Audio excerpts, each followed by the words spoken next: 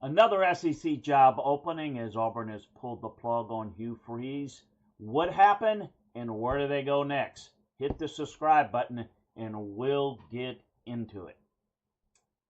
Well, Hugh Freeze, after a very ugly looking 10-3 defeat to Kentucky, the style of game and how pathetic that offense has looked under what has been a very good offensive coach throughout his career continues, and ultimately was his undoing as he gets the boot after into his third year at Auburn. First thing I'd like to say is I want to wish you all the best and all the prayers in his fight that he has, his health issues that are very serious.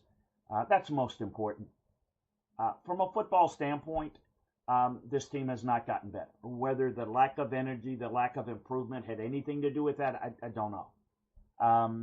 If you're there coaching and certainly what you put together on the staff, you're based on results. He walks away with $15+ million. It almost seems like we have to announce that every time. It's what the buyout is. A pittance compared to what we've seen in the last week or so on some of these coaching moves.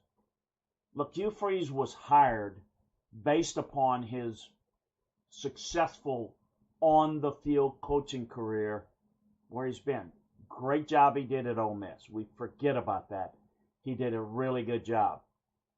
He did an unbelievable job at Liberty. To think it wouldn't transfer, I mean, everyone will say, well, they shouldn't have hired him. It's just like people say, well, I knew at the beginning this what, well, we didn't hear from you then.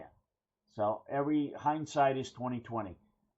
Looking at Hugh Freeze at the time made a lot of sense. It made a lot of cultural sense. Look, Auburn got rid of Brian Harsin way too early, but they didn't like him. He wasn't one of theirs. He didn't kind of gel. Wasn't buddy get down and dirty with the guys. He was a good old Southern boy, just like the key Auburn donors. The Auburn family is a real thing. They really preach it and believe it. Those guys are the ones that fund the program. We've talked about the importance of having the right fit there, in the job that can work and get along with the money, people that are going to be giving you the money. People that are ponying up the money to pay for the buyout are the same people that are going to be funding your NIL. And this roster was funded big time. I mean, this is one of the highest paid rosters. And I thought Hugh did a good job with the roster. Not a good job coaching this offense, no question. The offensive line looked really bad. The quarterback play has been consistently bad. And so I absolutely knew that this was coming. The timing, very clear. Just like it was the atmosphere at LSU against A&M, or the atmosphere at the end against Kentucky was just awful. And when you see that and you feel that as an administrator, it leads to some of those decisions. So as we go forward with Auburn, here's something to keep in mind. The other guy on the other sideline, Mark Stoops, is not safe. I think it's going to be tough for him to win enough down the stretch for him to save his job. I think Mark Stoops at Kentucky could be on the way out. I don't know that he would have been fired Sunday if he had lost the game to Auburn. We'll never know that. But I think we need to see what they do down the stretch and whether they play better, show improvement. How well they look against Louisville matters a lot. Louisville looks better than they do right now. So let's keep that in mind. And the reason I bring that up is I think there's going to be a bit of a competition for guys that are near the top of their list. John Summerall at Tulane is a Montgomery, Alabama native. Coached very successfully at Troy.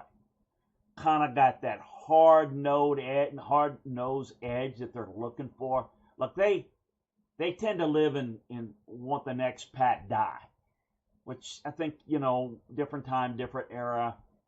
They want somebody that wins, and they'll accept anybody that's really good and will be successful. John Summerall, though, is a defensive guy, tough guy. There's good defensive talent at Auburn. And I think that, certainly he's very good at administrating and in delegating and putting together a staff. I think it makes a lot of sense. He also, John Summerall, while was born and raised in Alabama, played linebacker at Kentucky. Interesting to keep in mind, is there going to be a little bit of a mutual interest bidding war? I'm not saying that's the only guy on Auburn's list and the only guy on Kentucky's list should they make a move on Mark Stoops. But I think John Summerall is going to be much anticipated. A lot of folks at LSU think he'd be a good fit there. So he will have some options, and I think it's unlikely that John will be the head coach at Tulane next year. But we'll see how this plays out as well. There's obviously more left to be played. I want to also say, too, there's a chance, depending on how they finish the season. DJ Durkin, and I know people will go back to what happened in the past at Maryland as a head coach. Look, if that was a problem, he wouldn't be coaching at all.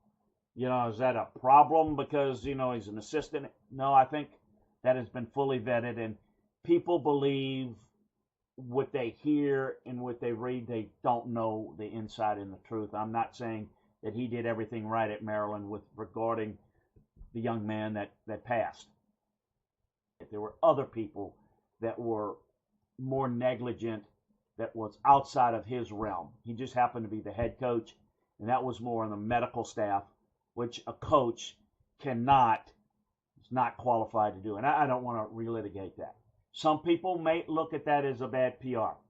It's fine. That's may not be the right fit. And if he doesn't have success down the stretch, he won't be the right fit. Another guy that would be a really good fit would be Brent Key at Georgia Tech. If you can get him away from his alma mater, is Auburn the right school? Talk about a tough guy, line of scrimmage built. I think he makes a lot of sense. Those are the guys that make the most sense. Guys like Eli Drinkwitz is not as good of a fit as people think. I don't like him as a fit at Auburn.